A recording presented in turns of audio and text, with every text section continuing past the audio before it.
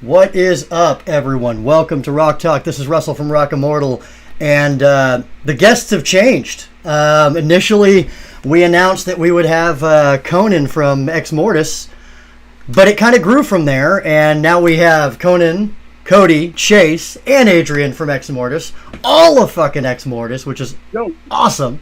And I think earlier, Conan, you were telling me you guys really haven't done anything like this yet, right? Like anything live with the entire band, right? Well, no. Well, we jammed Oh, you jammed a lot. responsibly, but we never done like an online thing, so it's just weird looking at each other on the screen. Seeing things on the faces that you hadn't it's kinda noticed like- before. I see a face that I want to punch, but I can't. I've never owned a computer in my life. It's Your all life new is and what? exciting. So the first thing I want to ask you guys, and we'll do like a round table on this. We've been kind of locked down for 4 months at this point, something like that. I can't even keep track. I think we were talking earlier about the fact that the last time you guys played, I believe it was the last time you guys played, was that Metal Allegiance show, and that was it was 4 months ago, but that was in January. How are you guys holding up? How are you guys, getting through this and keeping yourselves busy? Going insane. I'm speaking for everyone. I guess everyone will say it, but when it's their turn. But I myself am going crazy a little bit. We had planned for a tour March, April, and obviously that went to fucking shit. So yeah, pretty bummed out.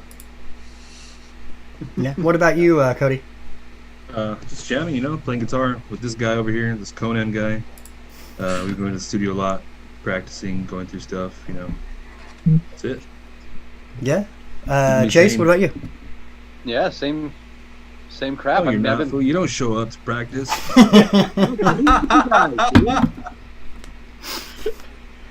Right away. No, there's a couple times I didn't come, but Adrian, what about you, man? I have to work though now, so things are Practicing different. when But I can, getting over there, cleaning all my drums, making sure they're all clean, ready for the next tour whenever it happens. Well, you guys Oh, have. clean my drums. There's still a gig on the calendar. At least I saw it on the calendar. It hasn't been Oh, yeah. canceled, and that's July 25th in Reno, right? Yeah. So they said it's still good to go. Apparently, it's okay. Everything's gonna be good to go. I don't know. We'll see I'm ready. I can't wait to fucking play. I want to perform already. Jamming is one thing. Rehearsing is cool, but it's different. Yeah. You need the crowd to feel better. It's that energy, man. It's that like energy passage between the crowd and the band that I feel like is missing right now so hard. There's nothing like it. So. So, I want to touch on the preliminary stuff, the early stuff, the typical interviewee stuff. And the first thing is for people who aren't familiar with Exmortus, how old were you, Conan, when you started this band? I think I was 12, 13, something like that. I don't remember. It was kind of a blur. It was with my cousin Mario, former drummer. He and I were like in middle school, and we got together with a bunch of friends and formed Exmortus, which was interesting at the time too, because we were totally different then. We were more black metal, black death, some shit. I don't know what to call it, but it was weird. But yeah, came a long way since then. Yeah. Well, and a lot of changes, a lot of growth. I think it's pretty well known, especially with your fans. There've been a lot of lineup changes and new people and different people, and with all that, do you consider that, like, first of all, do you consider that a good thing or a bad thing? Do you feel like the different influences shaped the band?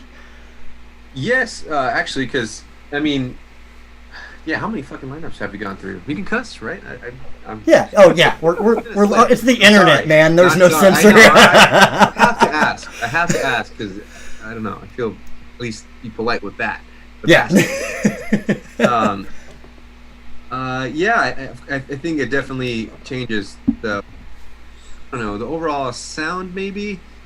Because I think, even as myself, since then I've changed a lot as a person. Musically, I've learned more. I don't know. I've got into different things since then, And each member that joined in and out had different input, different ideas. So that definitely shaped the sound of the band at the time. And yeah, we've grown a lot. We've definitely evolved. So yeah. So there's some negative to it and some positive to it at the end of the day. So this leads me to something I was asking you about a little bit ago. How this lineup came together, and I think it'd be cool to kind of talk to all you guys. Kind of how you came around Exmortus, discovered Exmortus, and came to be a part of the band. So I'll let you guys pick who goes where. Ooh. Okay, I'll pick one. Adrian, you're the newest. We'll start with you. Okay. Before Exmortus, I was just like another LA drummer, just kind of navigating through the scene, and I kind of knew Chase through some mutual friends, and Chase was filling in for Exmortus. I think you guys were doing a tour together, right? It was I forgot what year that was. Like 2016, 2015? The end of 2017, I think. 2017, yeah. Right? Yeah. And and so through his like social media posts, I saw that they were having Carlos fill in, and I knew that they had an original drummer, Mario, and so I was kind of seeing like, oh, are they changing drummers, or like they need somebody? What's going on with that? And I had been doing like drum covers on the side, just for like YouTube and just like Instagram and all that stuff, of just various songs of covers and stuff that I wanted to do for whatever reasons. And a friend showed me Exmortus, the song Death to Tyrants, which I thought was pretty cool, sounded good, and I wanted to do a video of it. And so when I saw that was going on, I kind of just thought it would be a good time to do it. And so I put the video out, and we had a lot of mutual friends anyway, and so they tagged each other, and kind of that's how we got in touch pretty much. And I think it was a month later we were in Europe. A short story of it, yeah. So what you're saying is you essentially went the Journey route and put a video on YouTube and got pulled into the band. Yeah, I guess so. Yeah. Oh, that's right. Yeah, he did that too. Yeah, I mean, I was just doing covers of just bands, just songs that I liked, and that one was a different one because I usually did like bigger bands, but Exmortus was like a local thing, and I figured, hey, why not like do like something that's kind of local and different, because I don't usually play like that style of metal. I'm more like a classic dude. But funny enough, I mean, and through meeting them, we're all kind of the same way anyway. We all like the classic stuff, and it kind of comes out, so it was kind of a natural fit. Well, one of the things that I think is always funny is when you talk to guys in the metal scene, the thrash metal scene especially, is the influences. Like there's a core, but then they're so vast past that core. Like, and there are bands that a lot of people I feel wouldn't expect. Like Thin Lizzy we were just talking about them. Like Thin Lizzy is one of those bands that I don't think people outside of metal would imagine would inspire thrash. Yeah. But it does, or inspire really metal, but it does. And you hear the bigger guys talking about bands like that. So it's always interesting to kind of see where those influences lie, and it does lead you into a band, big or small, kind of the musical nuance of where you'd fit and where you'll be comfortable and where you'd be able to do well. Yeah, I think funny enough, because we all like have the same influence, like we were saying with the classic stuff, that the way we play more modern metal kind of gels easier, because we're not just like some metal, like modern metal dude mixed with like a classic metal dude, and like it's not too different. We're all kind of coming from the same core. Yeah. What about you, Cody? Well, I played a couple shows with these guys in like 2014 or something like that. Was it? Yeah, I think it was 20. I played a couple shows, and then and then they got some other guy, and then after that guy didn't work out, I joined. That was it. I've known Conan since high school. Long, dude. So we've always been around each other. We've known each other for a long time, and I think I met Chase once when I was a little kid, but I don't really remember him. He says I played with his band, but I don't remember. Well, and meeting in high school, like the personalities were already there too. Like you knew the personalities would mix, and yeah, I think I borrowed your guitar sometimes. Yeah, he was actually a teacher's aide for one of our guitar classes. That's right. And we would smoke our bong in the back of the class, and the teacher didn't care. He was like in his little office, and this guy was the only guy that was out there. And Yeah, me and two my- other friends, we would like I had like a big bong in my backpack, and we would just smoke out of that in the class. Nobody really said anything. Because the thing is, the teacher made me teach the class, and I'm like, fuck it, whatever. So I would hang out with these guys in there, and yeah, they were high as fuck. So what you're saying is not much has changed. No. Chase, what about you, man? I had a band. I started in high school, and I think the first show, like, because we played at a show together. I think that's how we first met. I think. I think it was a place called Dr. Music, some weird ass fucking place, small little place. But you had to be like 14 or 15. I think I was only like, I don't know, 17, maybe 16. We were really young, dude. I Yeah. barely remember it, honestly. But I just feel like we've been like friends for a long time. So, you know, after you play one show together, you know what I mean? That's kind of like, you know, you meet a band that you're going to end up playing with, you know what I mean? I don't know. But, You know, it's that old. It's filled the in. scene. I filled Right. in, yeah. What year was it? Yeah. Chase actually filled in 2008. It was the 2008 California Metal Fest. That was cool too, Bunch of man. fucking bands played. That shit was really cool. Like 2 weeks or a week before the show, our guitarist at the time quit. Like he said, I don't want to do this shit. Probably he was threatened by the amount of ticket sales we had to do, but we were no stranger to that at the time, you know. So I don't know, personal problems, whatever the fuck it was. So we had already played many shows with Desecrate, Chase's band, and we asked him to fill in because he was always a sick guitarist. So we were like, hey, this guy should be able to learn it in time, you know, the set. So, and he was down. So yeah, he learned that shit like in a week, 2 weeks. I forget. I would go over his house. Remember, I would go over your house and shit.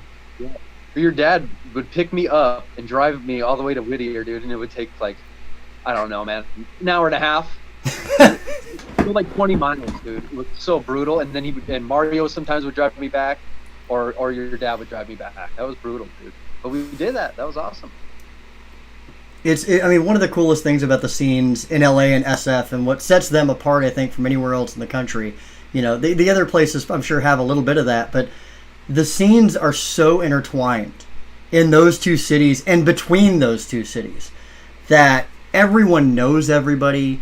You know, like you go somewhere, you go to NAMM, for example, and it's all family. There's none of that like band rivalry or weirdness or anything like that. For the most part, obviously not all the time, but even with, you know, ex-members and things like that, for the most part, you're typically going to be like, hey, I hope everything's going okay, da-da-da, versus kind of what was, I guess, more prominent in the 80s and 90s when it was a little more cutthroat, which was like, you know, I leave your band, we hate you. Nowadays, you know, there could be some bad blood here or there, but overall, over time, shit levels out. And, like, you know, you get to a point where it's like we went different ways, but we all love the same thing, right? So, you know, you guys, it sounds like you guys are kind of a product of that, is you know, being in that same group, in that same scene.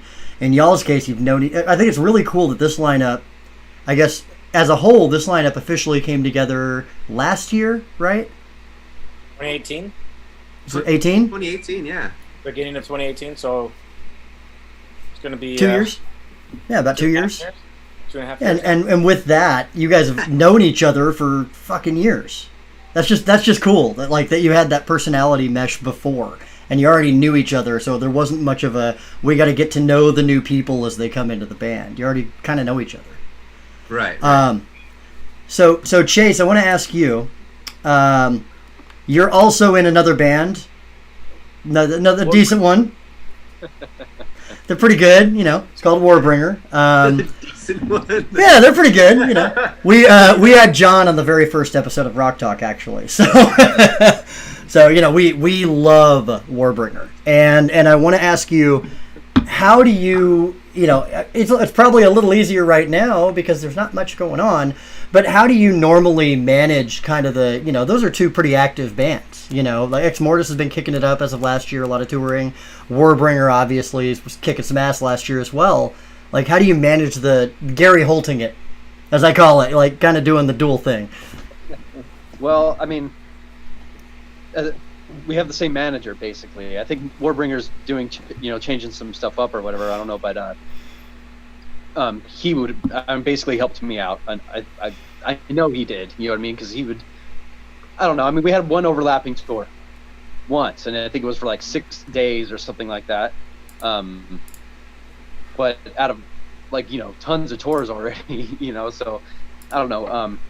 Learning the music though is kind of like you got to just switch gears. You know what I mean? If I'm on an Exmortus tour, I don't even think about Warbringer unless I have to learn new music or something, and I'm going on tour right after, or going to rehearsals right after tour, and that can happen. And that happened with Exmortus because I was in Europe with Warbringer, and I had my little amp and my phone out learning new tracks to fly into tour with Exmortus, playing new material that I didn't get to rehearse yet. So, yeah, I don't know, man. You got to click off for me. I have to totally click it off. Yeah, it's different chops for both bands, and different things, So, yeah.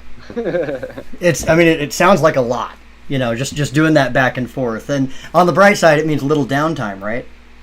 Yeah, true. So that'll keep you busy. That's good. Yeah. Damn right. Yeah.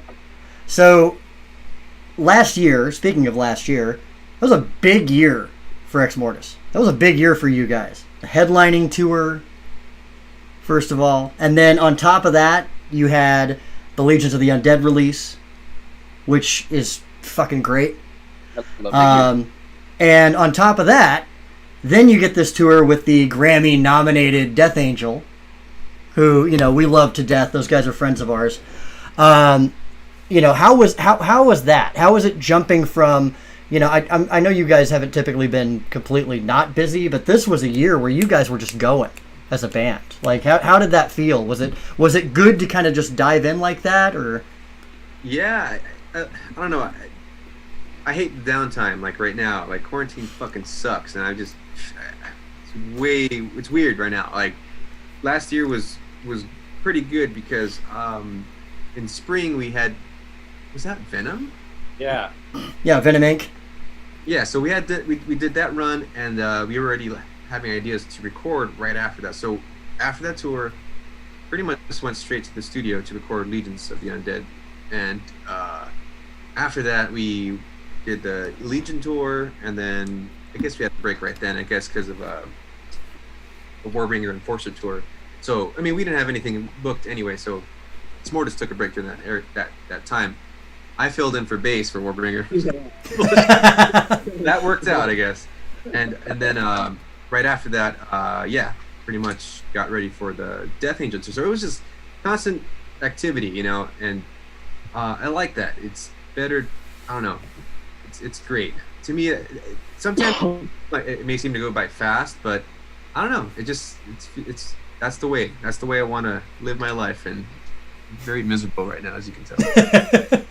Well, I mean, it's better shit goes fast than it crawls like we're in right now, where everything, right?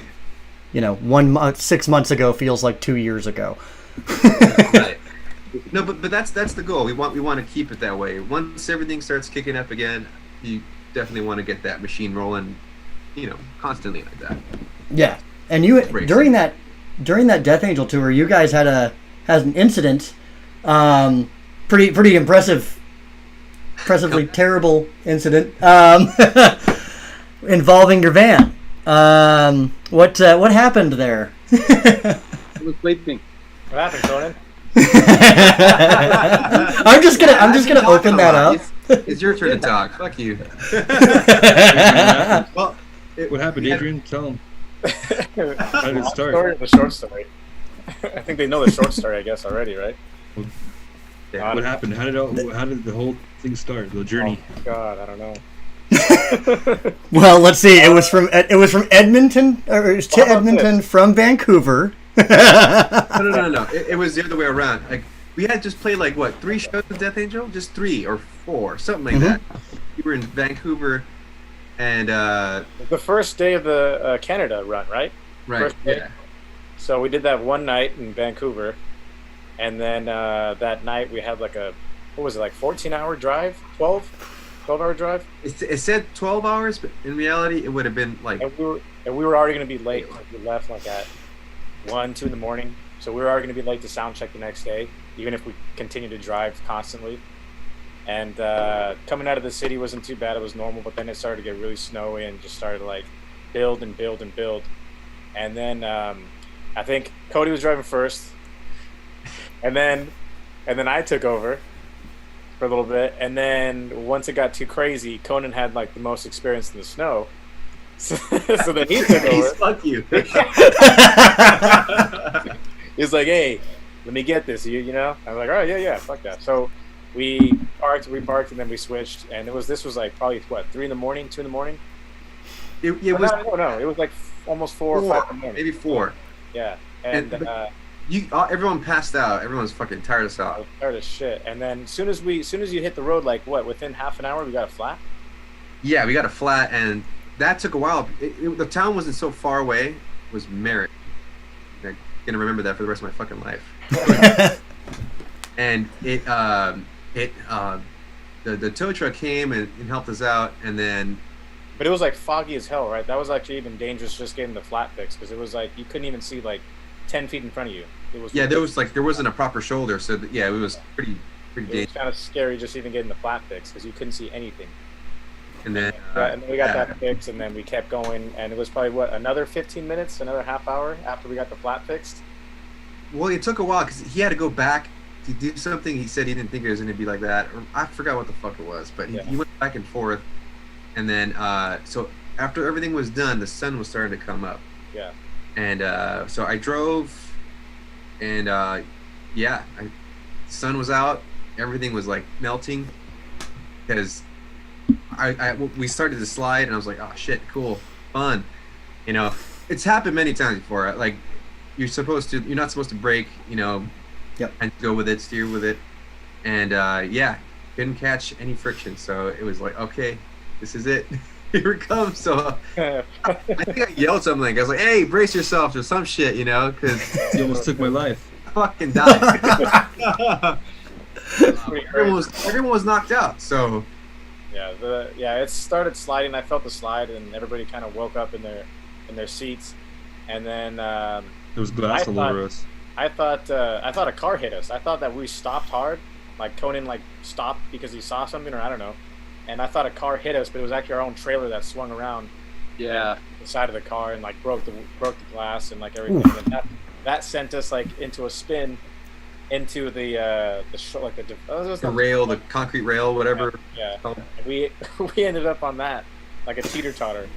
I remember the photo. The photo on the GoFundMe was the most depressing photo. I think it was Conan, but it's in front of the van. Up on the barrier. That crashed because of that picture. Why would anyone think that? What the Cody fuck? just crying with a bunch of French fries in his lap. There were like French fries and all kinds of like everything was everywhere, man. It was terrible. That shit was everywhere. I was pissed. It was the most depressing picture. It really was. It was the most depressing. Before I just went to sleep, and then I wake up to a fucking wreck. But everybody was okay, right? Like that. At the end of the day, everybody's okay. Just a few like bumps and scratches and things like that. My knee kind of felt weird for like a couple days, but then after that was fine. You're a drummer. You don't need kneecaps. It's I fine. don't need my knees. Yeah. I'm sitting down anyway.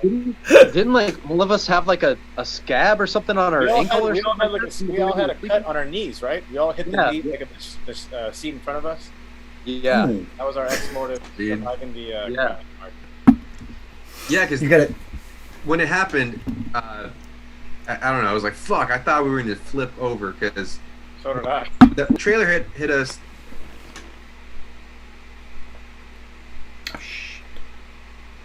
The rail, whatever. Yeah. And I was like, "Oh shit, we're gonna fucking flip." I was just like, "This is." I thought we were gonna go over into the Yeah, it's like 10, 20 feet down there, and if we did, we would have flipped for sure. Like, there's just no way we wouldn't have not flipped. Yeah, seriously. So, kind of fortunate that it happened at that point because There was like I think 10 feet or 15 feet before that, there was no rail. no rail. Yeah. So Shit. Yeah, so that we definitely would have. If we spun out earlier, we would have went to that ditch for sure. or later, because later there was, Yeah, it was just a little strip. big turn. It was already gonna be a bend right there. So who knows? Did you get the same tow truck driver that changed your tire? And it was funny because I called him back and I was like, "Hey, What's up? It's me again. Yeah, we crashed. We need some help.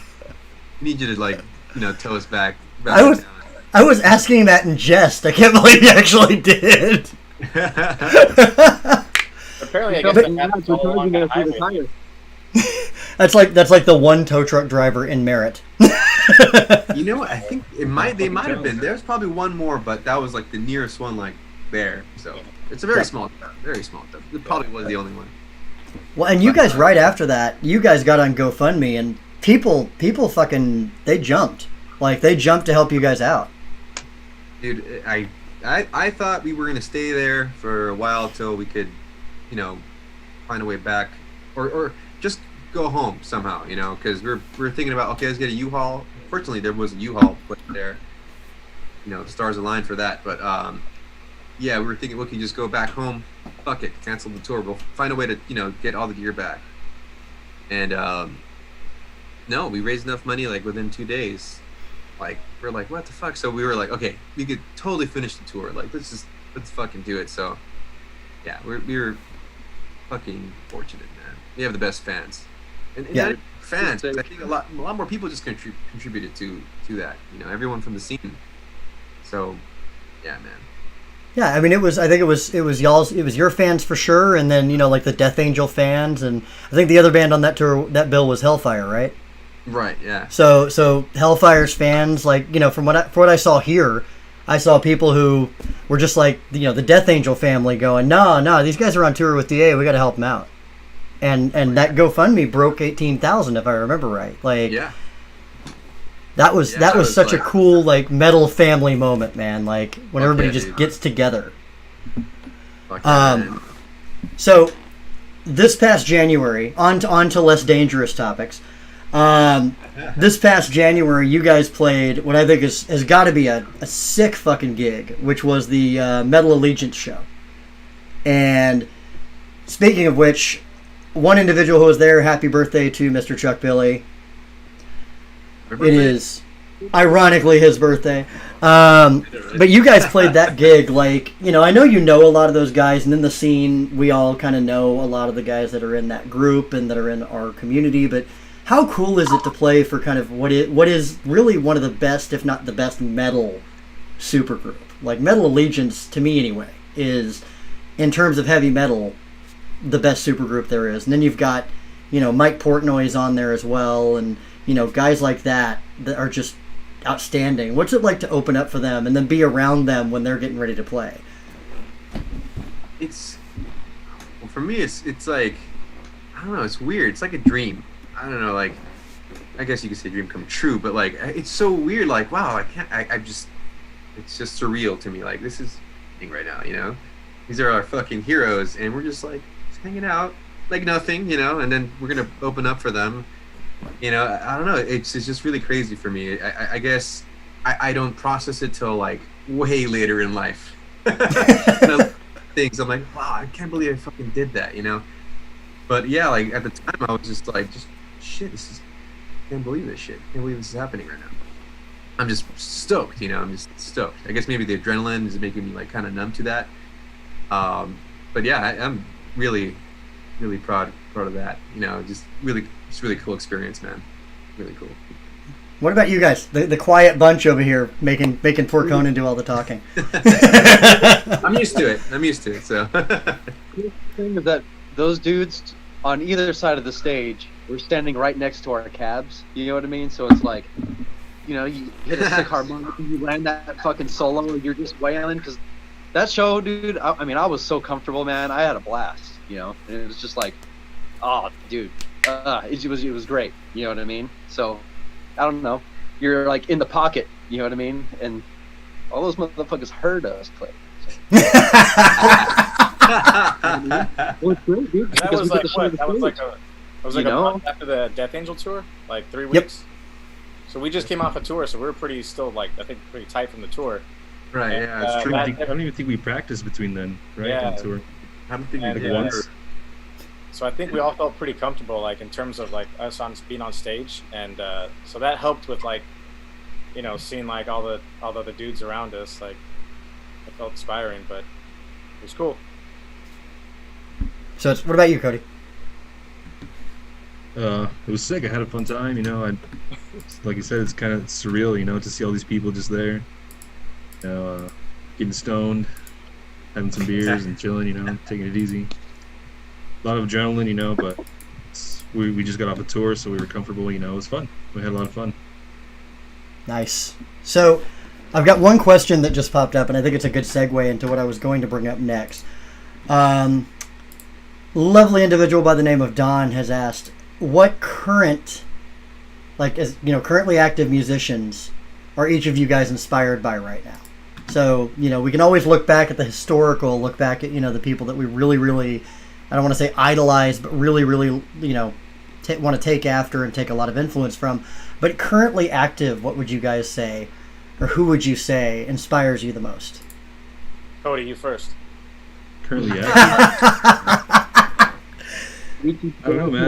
I love Ozzy. I love Ozzy, and I don't know about his new shit, but and he's active. But Sick. You're stuck in the past, fool. Ozzy's the man, dude. Ozzy's the man. Yes, He's the man. it's true. The man. Yeah. All right, Adrian, since you volunteered Cody, you're up. My favorite band is Iron Maiden. You said new guys, right? Like newer dudes? Current. So it doesn't necessarily need to be new, but current. Okay, current, yeah. For me, right now, I think Gojira's been the biggest one for me right now. I'm not that much of a modern metal dude to begin with. Like, I like Ozzy Maiden. That's the classic stuff is what I really enjoy. But so when I do find a band that's like modern, that's good, that I like, it's kind of like a special thing, I guess. So it's got to be something unique that I haven't really heard other bands do. So Gojira for me right now is a big one. In terms of, you talking about like members or just like the bands, just different bands? Either way, I think the question was aimed at members, but it can go either way. Oh, okay, like I guess drummers for me then, right? So like I guess Mario Duplantier from Gojira, Achilles Priester actually. He's an older dude, but he plays in a lot of sick bands now. He used to be for Angra, and but he does a lot of just kind of like, I think he was gonna start playing for Dragon Force recently or something like that. But I just like his style a lot. Even I think Pete Weber from Havoc is a cool drummer. I really liked him. I've seen his stuff before. I haven't had the pleasure of meeting him yet, but I like his style. So yeah, so those are some of the guys for me. Nice. What about you, Chase? It's tough, man, because we all, I don't know, I always just listen to old stuff. We all do, yeah. I'm on a Scorpions kick right now, dude. It's all I've been listening to, like, every single day. But no, Brandon Ellis rips, and hearing that guy play and then getting to learn Conan's licks and stuff like that's inspired me a lot, to kind of where I'm at now. I haven't really learned any of Brandon's stuff, but it's more of like listening to what he plays. That's kind of how I take stuff in, I never really learned a lot of solos, you know what I mean? But after listening to guitar players, you start to emulate certain things that you like from them. Reese Scruggs, too, from Havoc, for sure, because he rips, and he's got sick vibrato, and I like that, Both of them. Brandon Ellis. Oh, yeah, of course, but I mean, yeah. But, yeah, I don't know. That's a tough question for me, because I don't know. I have a lot of different influences, so, yeah. What about you, Conan? It's just, I think collectively we're all kind of stuck in the past, right? We all like the old shit, and maybe that's a bad thing, but for sure, like all the bands we've toured with, dude, there's like every band we've toured with had like, they're all talented, they all have their own thing, and I like to take a little bit from every one of them. So I don't know. I mean, there's so many guitarists I like to learn from, like in person too. Like, well, Chase was one of them. Going back, we would learn from each other when he first did that show with us back 12 years ago. Fuck. Damn. So stuff like that. I liked the way he played, and I learned some licks from him, and then that helped me develop a little bit of my own style. So recently I've been kind of doing that, and I aspire to be like a little different at times, or I don't, I may not show it right away because I'm older now, but definitely like fucking Gabriel Guardian. Immortal Guardian is fucking crazy, and Gabriel does all this crazy shit, with a keyboard and guitar. So that is like, what the fuck? So, I want to, be like that a little bit. He's got great control of legato, so I feel like, damn, I need to work on that myself, And another musician would be, he doesn't really perform though, so I don't know if he counts, but what's his name? Rick Graham. He is robot. He's like perfect. So like, that's something I aspire to not be exactly like, but like something I should work on for myself. So being exactly, not exactly, but being very precise, very clean. So I got a lot of work to do, but so yeah, stuff like that. But it's mostly from the bands that we tour with. There's always a talented motherfucker in there. Or all of them are, of course. But guitar-wise, yeah, there's every one of them. I like to learn a little bit from them. I watch them live. I watch, their style unfold, and I like to take a little bit from that to, keep myself on my toes. Nice. What?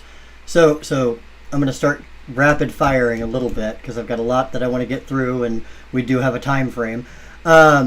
Favorite gig that you've ever played, if you could pick one. This is always a hard fucking question, but if there's one gig that you played that for some reason, whether it was the crowd, the venue, the vibe, like your favorite gig that you've ever played. I gotta call on you guys. Another hard one. Mm-hmm. I like throwing the hard questions out, right? Like, I think maybe the 70K tour, the 70K boat probably. That was like pretty surreal to be on a cruise ship, and it just be like all metal music, and then get to play it. That was, and the crowd and everything. That was pretty cool. I like that a lot. Yeah. That was a just overall great experience. Yeah. The whole weekend was the same. Fucking awesome. I think though another one would be like, at least this was before you two were in, Chase and Adrian. It was one of Cody's first shows as official bassist. It was my very first show. Was that your very one? Your very first one? Your very one? My very first one. The Ozfest. What was it? The camping kickoff party thing. That's what it was called. Yeah. It was sold out. Sold out. All the people that camped were there, so it was just a fucking huge crowd. And what did they? It was the biggest crowd I've ever played to. Yeah, dude, that was a really cool show. It just started to get dark, and it was perfect. One of my favorites for sure. I mean, Ozfests always bring out like some hardcore motherfuckers. Like the crowds at Ozfest are always just fun, and it's really a smattering of people who are into different genres and different styles. Like, the people who book for that festival do a great job of kind of trying to keep it broad versus kind of tunnel visioned. Yeah, there was so many different people, so many styles, so many different scenes that were all put together. It's awesome. It's a beautiful thing. Yeah. Yes, it is. Is that yours too, Cody? Yeah, it's definitely mine. It was my first show, so. It can only go up from there. Yeah, right. Since then, for you, it's been like. What about you, Chase? Because I know you've got two bands to work with on this too, right? Because you've probably played some pretty big shows with Warbringer as well. Well, we played a lot of festivals, so that's what makes it hard, There was one festival we played called Motoculture. And dude, all right, so we were like, the crowd was basically just in a big dirt lot, and it was hot as hell. I think it was in France, and once we started playing and they started kicking up, it just was a fucking dust pit. It was just like, we're sweating and there's just mud on us, and in my guitar, like, you had dirt, you could taste it, and you're grinding it in your teeth. But these people are still moshing. I don't know how they could breathe. But even though that sucked, the rush from watching these people just like corral, dude. They like seriously just, oh my god. It was like I was gonna break my guitar from hitting it so hard, like yeah, that was sick. So it's like every aftershock, basically. That's what aftershock feels like. It's my favorite NorCal festival, and the thing that always kills me is the moment people start moving, it's just a giant dust cloud in that park, dude. It's fucking hilarious.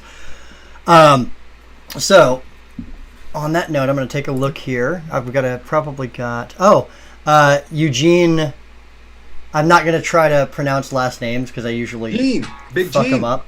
Probably. Eugene misses seeing these faces on stage playing live. Awesome band, even better dudes. Which, like, I feel like you guys are the same way, right? Like, how much do you miss fucking playing live right now? Like, is it just like eating at you? Like,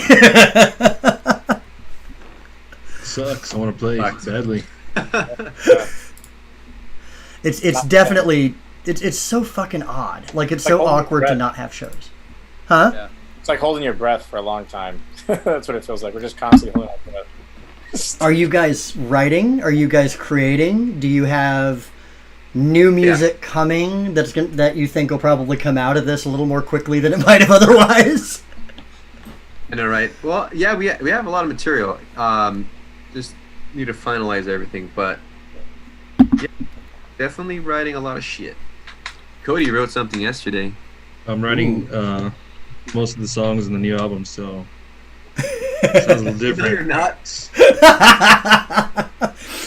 In case the rest of you guys didn't know, this is happening. I wish you did. Give me a break, motherfucker. Hey, bitch, I write all kinds of shit. These two are here. All right, so something that this is actually going to become something that I do in every interview where I've got multiple people or a full band, and you guys are going to be the experimental group for this, which I'm really, really excited about. Your favorite backstage story about another band member. Now, I'm going to give you time to think about this because you don't want to, you don't want it to, I don't know. You ever see that meme where it's like a bunch of dudes on their phone and it's like this is the green room? That's like what it's like. There's nothing going on back there. Everybody's on their phones, chilling, playing the guitar, putting their shit away. It's not that crazy. Well, yeah, but that doesn't... You're talking about before the show.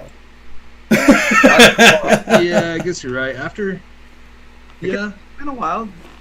Not really. Honestly, we're not really like crazy. We had a lot of fun with Obituary. We had a lot of fun hanging out with them and drinking and hearing the stories and everybody getting cool and it was fun. But other than that, what do you think? Hey, remember when we played in Italy? No. This isn't like necessarily a backstage thing, but it was after the show, and we dealt with all the merch crap. We didn't sell merch, and we didn't get paid or whatever. But we went out and we had food with the homie, and then that was before the show. Was it? Yeah, that was before the show. You're right. In the bus though, when we all ate all the cool food. You remember we had all the cheese, all the olives, all the crackers, all the Italian stuff. Oh yeah. Because Fabio, the guitar player for Obituary, I don't remember that part. Food and made food for everyone. It was fucking awesome. That was good, yeah. That sounds good to me. That's our wild story, eating like Italian. Well, no, I didn't say wild. Look, I've been backstage at a lot of places, and honestly, the phone thing is probably the most common pre-show ritual that I see at every show I go to. There's not like a ton of girls back there. Come on. I mean, after the show is usually a bit different. No, not really. Not really. Raw horse we ate. Oh yeah, we ate raw horse that one time. Flesh. What? Yeah, in Italy before the show. That's what Chase was talking about. The Argentini. Chris. Yeah. What was that shot we had? What was that mint espresso shot we had? What was that? Oh yeah, it was like mixed with like a little bit of alcohol or something. It made me feel weird. It made me feel like hot, like all over my body. It was strange.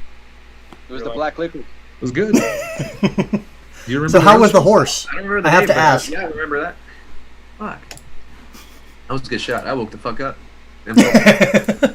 How was the horse? I have to ask. It was good. I mean, I mean- good now. Why raw though? I I like raw food. I eat sushi. I eat stuff. Dude, Come on. if it was a grilled steak though, It would be would've bomb. been- So yeah, that's the thing. If next time we go, we'll get it cooked. But yeah, it wasn't bad. I think the grill just wasn't on that day or something. Is that what they said? Like, That's what they said. I don't know. I know, and they were like, "You can still eat. You can still eat Still it." get it, but it's fucking can't cook it for you though. You have to eat it like that. We survived, so it's all right. Might not All right. recommend it to everyone, but What person, whether you idolize them or not, I'd assume you would, what person were you most excited to meet so far? And what person do you still want to meet in music? I don't know. Me, when I was a kid, I found you know who Chris Broderick is. Mhm. He I found videos of him on a Jag Panzer website, like before YouTube and all that, and watched his videos for a long time. I really liked Jag Panzer when I was growing up, and my friend Nick went to Guitar Center one day and he found Chris Broderick's guitar lesson business card. And yeah, he called me one day and it said Chris Broderick is calling when I saved his number in my phone. And I got to meet that guy and I couldn't believe it. Like, what are the odds that he's in LA, Well, I guess that now that the odds are high. Yeah. Yeah. I was just just a kid, whatever, dude. It was a trip, to be able to meet that guy.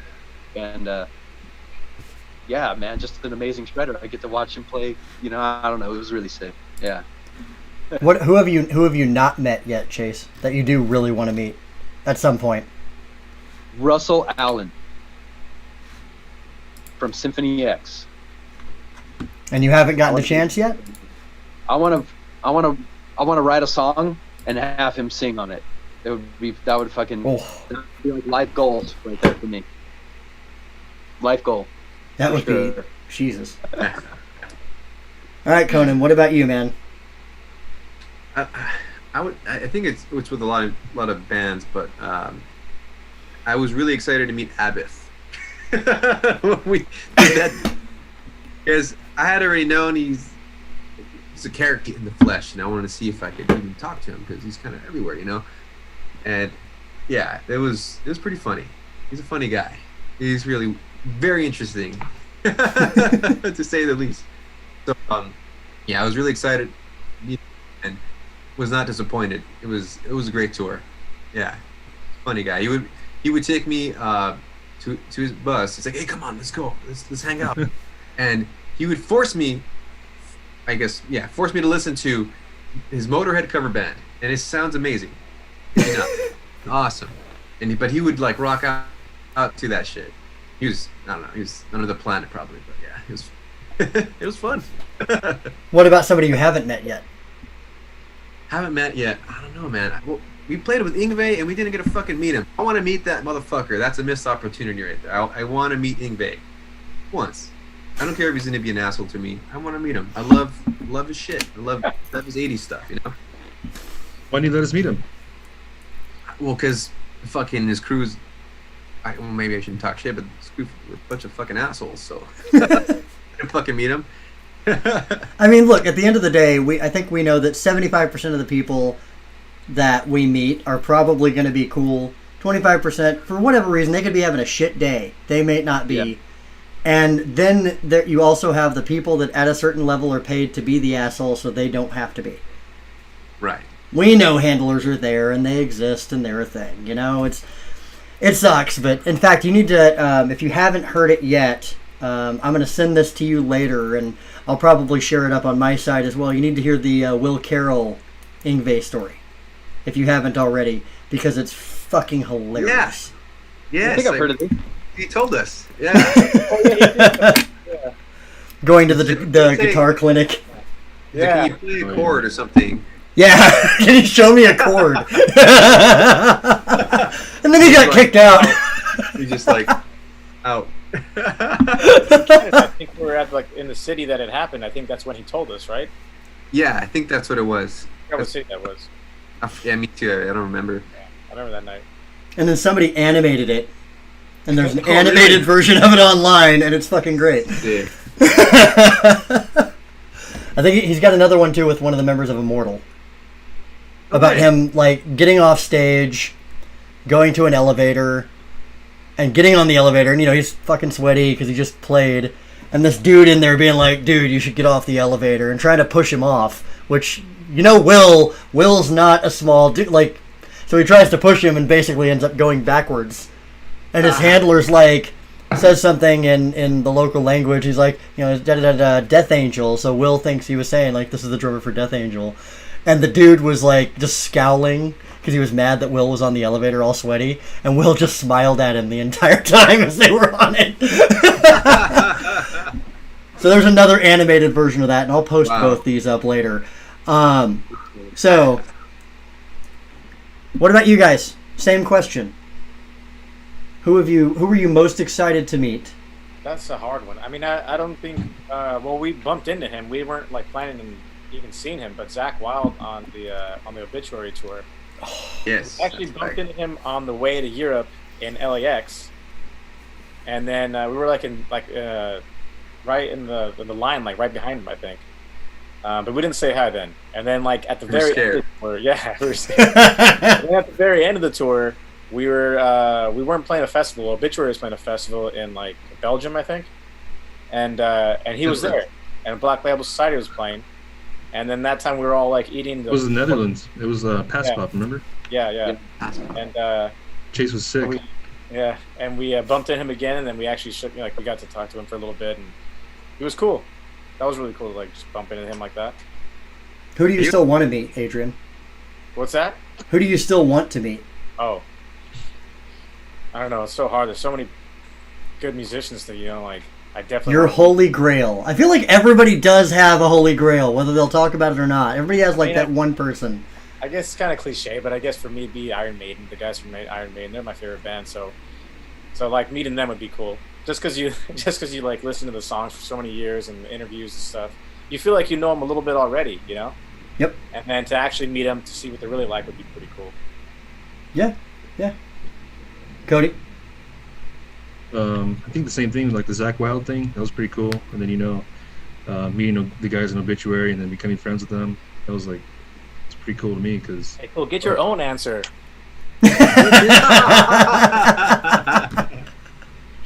He did. He said Obituary. I'm just kidding. Fucking bitch. But yeah, Obituary. Those I love those guys, and they're good friends of ours, and it was pretty cool. It was really cool meeting them, and just touring with them, and doing Europe, and then doing the U.S. runs. So I would say them, and the Zakk Wylde thing was pretty cool. It was unexpected. We went in to get breakfast or something, right? Yeah. And he was there eating breakfast, and then Conan was like, "Hey, I don't want to be that guy," and he stood up all crazy. He's like, "Hey, well, you're being that guy," and he's like, "What's up, brother?" That's cool. That is about how I would imagine Zakk Wylde responding. "What's up, brother? How you doing?" Like, yeah. What about Cody? I'm not going to let you get away from this one though. What about the person you want to meet the most? Shit. No, man. I'd say, Tony Iommi, of course. A lot of people pay to meet people. Like, no, I'm not gonna pay to meet him. I want to meet him. Like, I want to talk to him for a little bit. I want to take a fucking picture and walk away. It's cool, but that's I want to meet him and talk to him. Yeah. Like share a tour with them and like get to hang out with them every night instead of just like one day, just like. No, not even that. Like a day or like whatever. Just spend a day with them. Yeah, chill. Yeah, because you're gonna book shit out of him. Watch. Maybe if you just like make a documentary, A Day with Iommi, get him involved, and you could just document the entire day. It'd be great. Yeah, no. I mean, it is. Somehow, I don't know. It is one of those. It is one of those weird things. People do those paid meet and greets, and there. There's a part of me that's like, it's for people that want to pay that and want to have money. That's cool, but I think a lot of people just can't validate it either. It's cool to get that picture. Like you have a picture. You're there with the those guys that you want to meet. You shake their hand or whatever, and it's cool. Yeah. But no, not for me. I mean, if I'm going to get something like that, I'd rather have that chance meeting than like a paid meeting, you know? Like, Yeah, like I ran into Billy Gibbons. Or something. Yeah, I ran into Billy Gibbons on the Sunset Strip one day. Just randomly, he was doing some like meet and greet at a sushi place or something. It was fucking weird. Like, and I was like, dude, you're fucking Billy Gibbons. Holy shit. And you get that weird thing, especially if it's somebody you loved as a kid. You get that weird thing of like, I never thought that I would be within a foot of you. You're on TV or the screen all the time. Yeah, you go to concerts and you're 50 rows back, and even if you're at the rail, you're still 20 feet back. Like, you never think you'll have that chance. So when that chance hits, it's fucking cool to get it. But it's a little different when it's like, I bought a $200 meet and greet to shake his hand. I think they're more than that. Oh, the Black Sabbath ones were like, I think they were over $2,000 or something for the meet and greet thing. I think it was like $1,500 or $2,000 or something like that. And I'm like, people will pay it. Make your money. Got to make up for lack of album sales, I guess, right? Well, everybody does at this point, right? Well, yeah, I know, but I don't think they're too worried about that. So I want to wrap this up, but before we do, one of the big questions I have for you guys is, I know you're recording. We're not recording, but you're writing right now. Do you think that there will be new Exmortus this year, or do you think it'll be next year? Estimate, obviously. This is not like a, come on, give me a scoop. But the way things are going now, probably next year. yeah, I don't know. Early, I would say probably. Right? If we could do like a single release before the end of the year, that might be cool. But again, we don't want to rush it, so yeah, most likely just next year. Yeah, that's okay. That's more realistic. You Yeah. know? And it's easier. I mean, overall, it's an easier bar to set too, because at that point, you're not, setting it up like we got to get this done by December or whatever. Yeah, because we usually rush a lot of shit, and we're like, "Fuck, we should have done this and that." Fuck, so we want it this time around. Well, you've got all this time, right? Yeah. No fucking excuse, but watch, it's gonna happen again. Yeah, never ends. Be ready in November, and it'll be like, God damn it. Even that's another thing too. But the whole quarantine shit, it's also very unmotivating at times. So that's why I liked constant, motion. That's very inspiring to me, at least personally. So yeah, it's kind of weird lately, but no, we should set ourselves a deadline and just get something out for early next year, because that's when shit's gonna open up again. So at least all over. We hope. Yeah. God damn it, we hope. At least plan for it, and then if not, then whatever. We got something to release. Yeah, and we'll see what happens with that show in Reno. I mean, if that show comes to fruition, I'll probably come out and see you guys out there. So, mask it up, be safe. Like if everybody just be safe about shit, we could get through this a lot quicker. Totally. So, all right, guys, I want to thank you very, very much for taking the time today. It's been awesome to see all of you at once. Thank you, all of you guys, for watching today. Keep an eye out for Exmortus. They're coming back very soon, as we all are. Check out the gig on the 25th if you're in the Bay Area, maybe near Reno. If that gig happens, it'd be cool for you guys to go out and check them out and support them, because God knows we all need that energy right now. Both ways. They need it, and we as fans need it. So, thank you guys very much. Really, really appreciate you. Thank all of you guys for watching. Have an awesome, awesome, awesome fucking day.